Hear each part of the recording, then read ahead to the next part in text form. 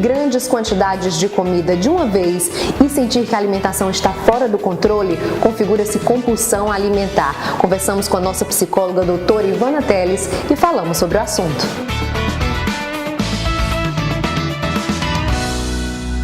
Doutora Ivana, seja bem-vinda. Muito obrigada pelo convite. Começa falando pra gente o que é e o que causa a compulsão alimentar, doutora. A compulsão alimentar é considerada um distúrbio alimentar em que a pessoa come excessivamente uma grande quantidade de comida, isso em um tempo curto e muitas vezes sem fome, sem necessidade alimentar para isso.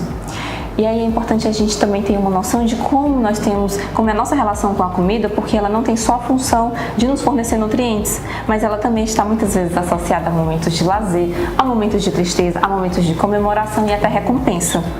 E aí o que acontece?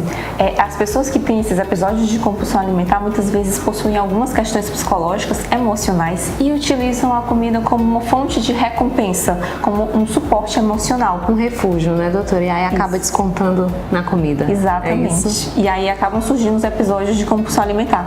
Existe uma outra situação também em que algumas pessoas possuem uma certa dificuldade em lidar com o próprio peso, com a própria imagem, e aí acabam adotando dietas muito rígidas.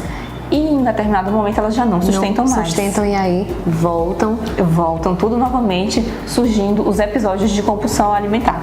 Entendi. Doutora Ivana, fala pra gente quais são os principais sintomas da compulsão alimentar. Como eu sei que estou passando por esse momento? Certo, a gente percebe que existem alguns sinais indicativos. Por exemplo, a pessoa que come exageradamente em um tempo muito curto entre uma refeição e outra. A pessoa que, mesmo saciada, continua se alimentando. A pessoa que come excessivamente até gerar um desconforto estomacal também e ainda assim continua se alimentando. A pessoa que tem problemas muitas vezes com a própria imagem, com o próprio peso, e a pessoa que tem também episódios de tristeza, de culpa após uma situação de compulsão alimentar também. São alguns dos sinais que a gente pode perceber que existem a compulsão ali. Fala pra gente como acabar com a compulsão alimentar. Existe algo que possa ser feito, doutora? Sim, existe sim. O primeiro ponto é a pessoa perceber que ela está em um movimento adoecido. É o primeiro momento em que você tem esse autoconhecimento de si.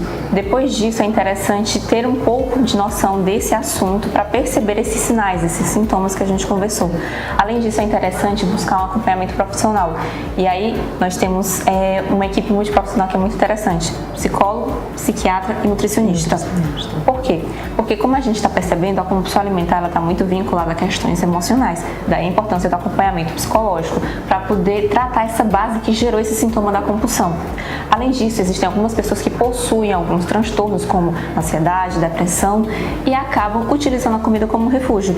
Daí a importância do acompanhamento psiquiátrico nessas situações para a medicalização.